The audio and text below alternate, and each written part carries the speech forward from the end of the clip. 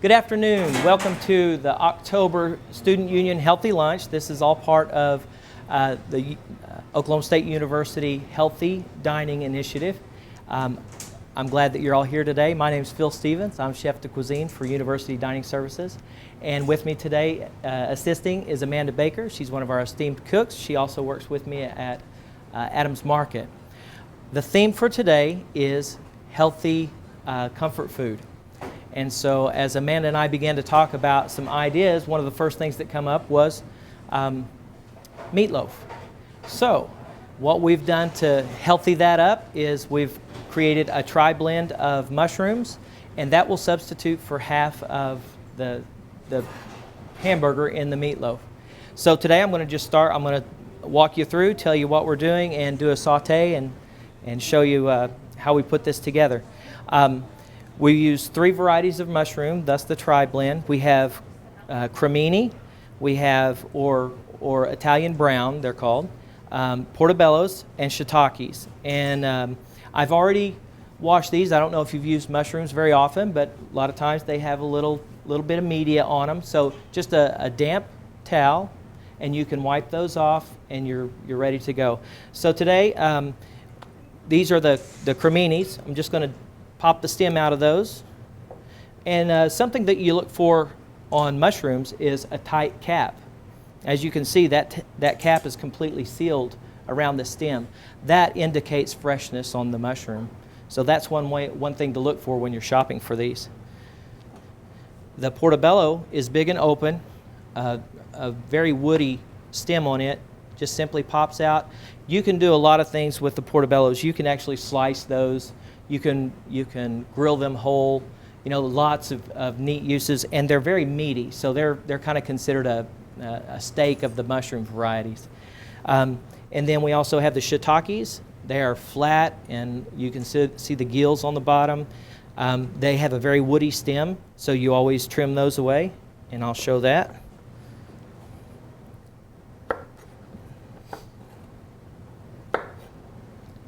And you can see that the sizes are quite varied even among the shiitakes. So do you cut the shiitake? You can't pop them off like the others? They're much tougher to get. You'll tear the cap if you try to just pull them off. Now, if you're going to chop them, that's absolutely fine. But in this case, I wanted to demonstrate the cutting those off. And I'm going to really start moving now.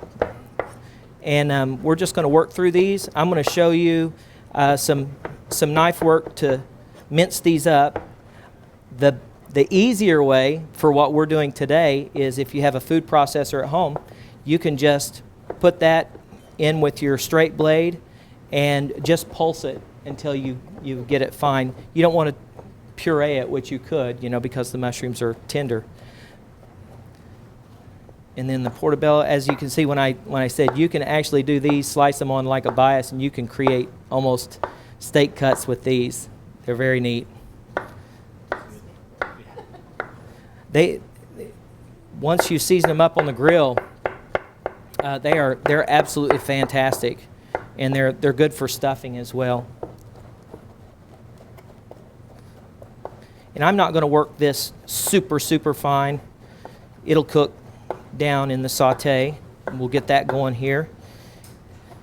Along with this today, I'm being a little bit ambitious. Normally we just have a couple of items, but today we decided to pull together a full meal with this. And so what better with meatloaf, guys?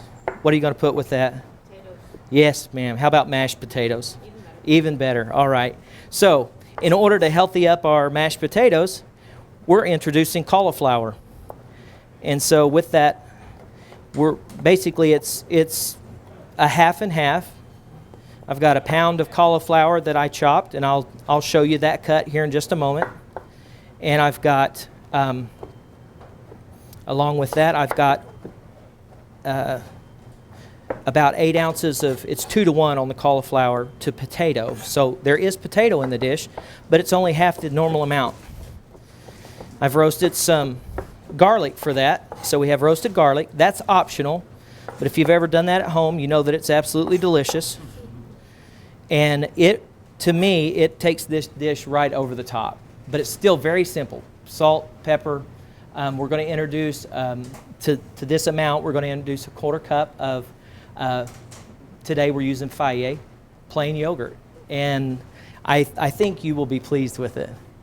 I'm going to go ahead and get the flame going here, and we'll get that started. I'm looking for my oil, which is right in front of me. Now this, you can see, is rather rough. Here's what I prepared through the food processor. And we're going to just toss all this in and get it going, and I'll let that break down a little bit. Ideally at home, when you're doing this, you would let this cool down and then mix the hamburger and this together along with the other ingredients. In goes my oil. What's in the bowl? In this bowl, those are the ones that I did in the food processor. Oh, those are mushrooms too? Yes, ma'am. So I did them real fine, and this is a representation of all three. Does it make a difference if you do hand cut or if you do that? I kind of like the texture, the difference in making some fine and leaving some a little rough. I think it really kind of represents the hamburger. You know, if you have, because the texture is different, you have some fine texture in there with the marbling that's in the meat. And then the protein, of course, is a little more coarse. So I think if you do this, you're kind of mimicking the grind that you're using. Okay, so we're going to go in with onion.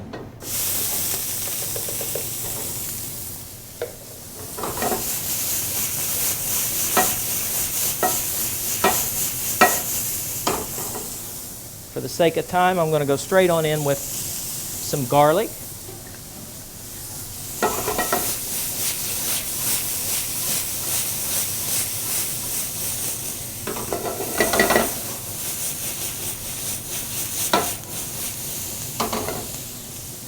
We're going to go ahead and go in with our seasonings. I'm going to do oregano and thyme.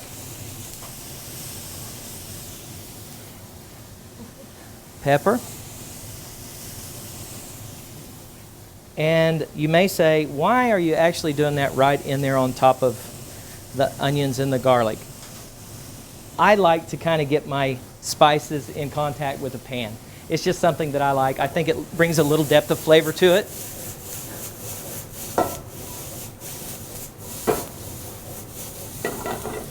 Okay, so we're going to go in with the mushrooms.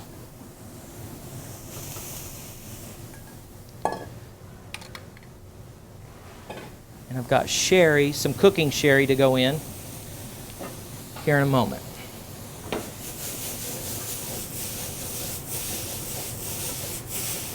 So this will begin to reduce, some liquid will come out, moisture will begin to develop, and I'm keeping the heat high.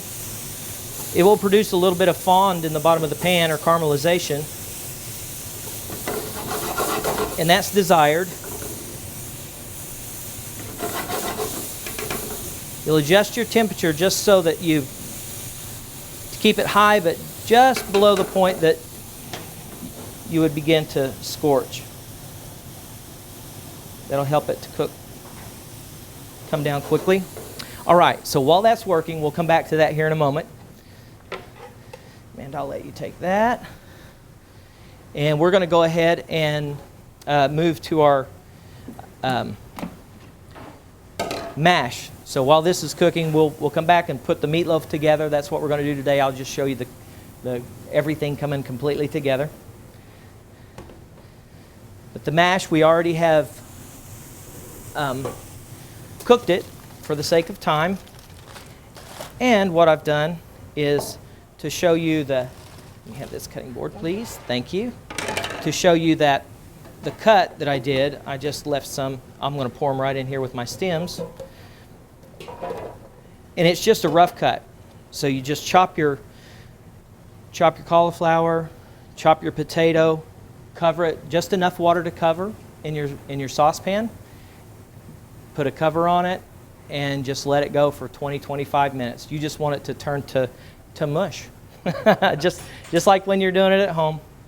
So here's our finished product, and you can see it's very soft.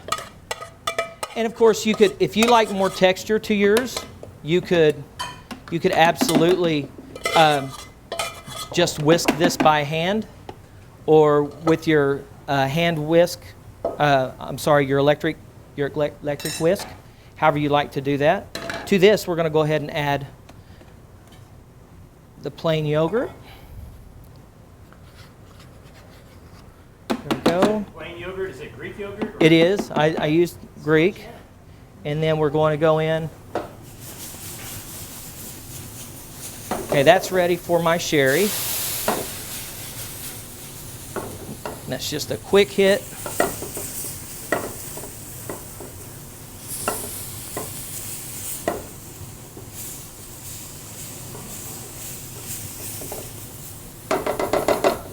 Okay. Is this something that you could make and you could freeze? You know, I just don't have the a bowl, mushroom with Amanda. the mushrooms in it, if it would freeze well or not. You know, that's a good question. And I would think that, like, if you made it to this point and you had it raw ready to go in the refrigerator, is that what you're asking? I think it would work. You may end up with a little extra moisture when you begin to cook it, but not necessarily a bad thing. So I kind of like to make it the night before. Sure. When we come up from work and just put it in the oven. Oh, well, if you're doing that into the refrigerator, Yeah. absolutely. Yes.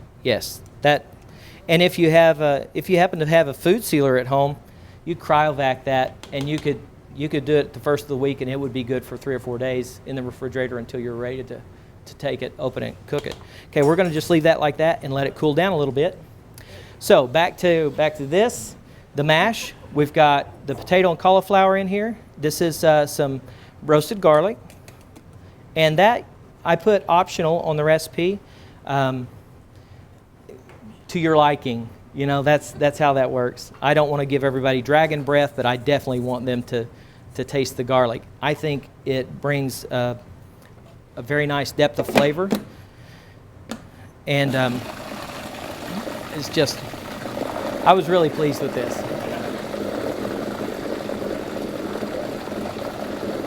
All right. So, is this something so far that you think you'd like to do at home? Excellent. Smell, yes. What do you mean that sherry? Can you use something else, red wine vinegar? Or Sure. or nothing? You could. Absolutely. That's just, I like the, again, you hear me talking about layers and depth of flavor. That's a flavor that is really nice with mushroom. Anytime you do that. You could even go the other direction. You could go higher level and you could use brandy. You know, it would be delicious with this. Okay, so we're going to let that cool for just a little bit. And I'm going to move on to the sauté vegetable that we're going to have today. Start this pan. This month happens to be squash promotion. And so I wanted to incorporate that into our meal as well. So we're just going to do a simple sauté of red onion, zucchini, and yellow squash, crookneck squash. And I wanted to show the cutting technique that I used for this. You can do it in any form that you like, of course, but I chose to do a quarter, and then I'm taking just a little bit of the seed bed off. You know, there's nothing wrong with that. It's great, but I want this to be very crisp, very al dente, and so I'm just taking that little edge of seed bed off. If you left it in there, would it just make it more mushy? Yes, eventually. But if you like that, then absolutely leave it. You know, you can create a situation where you don't have loss with this, though, because you could even incorporate that in with the mushrooms into your meatloaf. So you see that it gives it kind of a unique shape.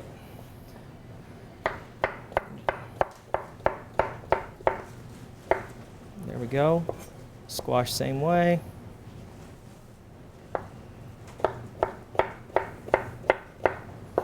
And then the onion, I'm just going to do a quick julienne with that.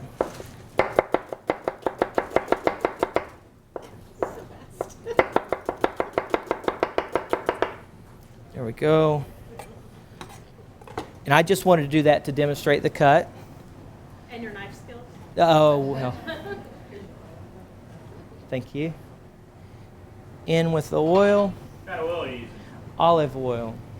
That's pretty much my go-to. I like the flavor. And the varieties that are available to us today, you can get extra virgin or you can get the full flavored. So it just depends on what you want to create in the dish. So this is smoking, you can see. And we're going to go straight in with the product. There we go. Get away with this. Awesome. Go ahead in with those.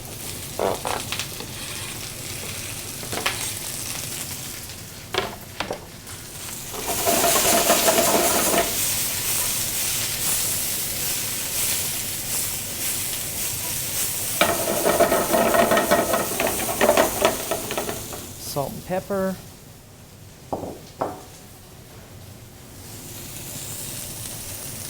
And I'm doing the salt a little bit early in the dish because I want to go ahead and get some of the moisture to begin to release.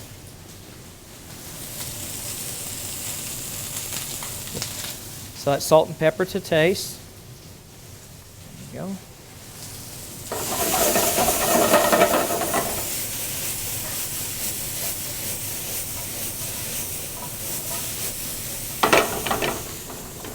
High heat, because I want to create a little bit of color on the veg.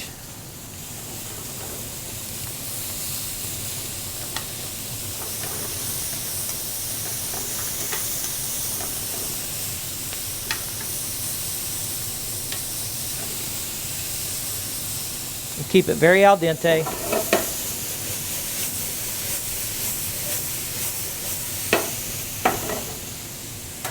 Let that go for a minute. Okay, this is almost cooled down. I think it's enough.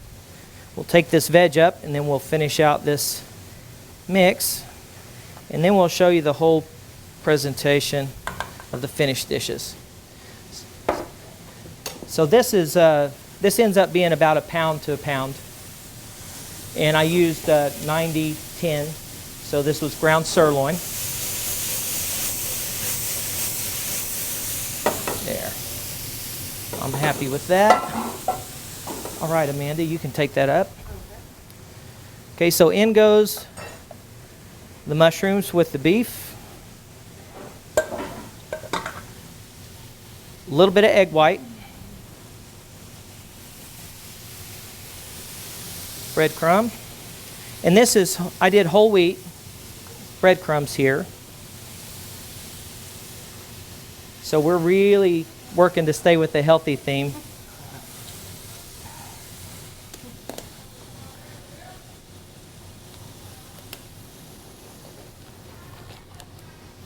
And really this was just to show you, I know that we really focus on abbreviated processes in these lunches, but I wanted to push the time boundary just a little bit today so that we could see a little more of the process getting to the finished plate.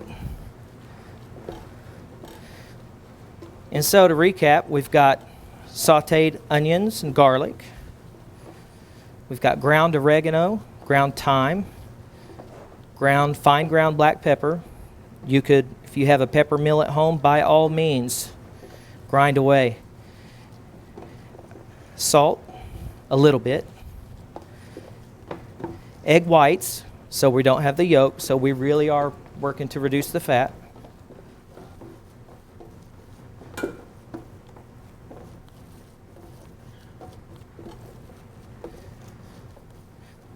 The whole wheat breadcrumbs. And, of course, if you have someone that's sensitive, you could go with gluten-free, panko, oatmeal. You could, I like toasting oatmeal to put with this, with meatloaf a lot. So, not sexy, but there it is. And you can pan that however you choose. You can put it in a loaf pan, you can freeform it. It holds well and is very flavorful. The suggestion is low sodium ketchup over the top to stay with the healthy theme. But what I did today is I took some creative liberty. I'll pass this down to you. Thank you. I took some creative liberty and I utilized the stems. Thank you, Amanda. I utilized the stems. There you go. Thank you.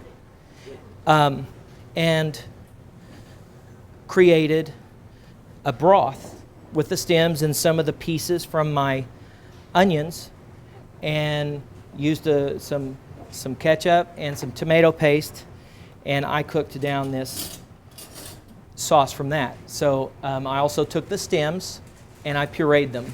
So in this, we've just fortified the entire mushroom theme by creating a sauce with basically a mushroom ketchup, if you will. And about 10 minutes before this was ready, we took it out and basted it. So there we go. In comes the veg. And the mash. So that's our healthy take on comfort food for October. Thanks for being here today, guys.